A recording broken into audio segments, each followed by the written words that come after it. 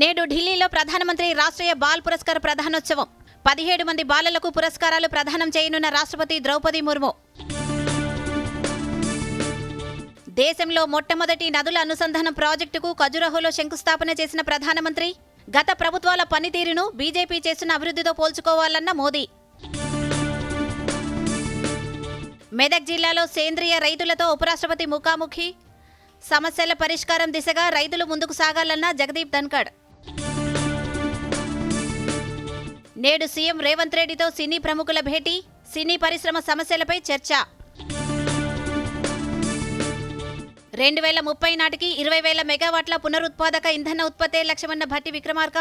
డిమాండ్కు అనుగుణంగా విద్యుత్ ఉత్పత్తి కోసం చర్యలు తీసుకుంటున్నామని వెల్లడి. మెల్బోర్న్ వేదికగా ప్రారంభమైన బాక్సింగ్ డే టెస్ట్. టాస్ గెలిచి బ్యాటింగ్ ఎంచుకున్న ఆసీస్. నిలకడగా ఆడుతున్న ఆసీస్ బ్యాట్స్మెన్.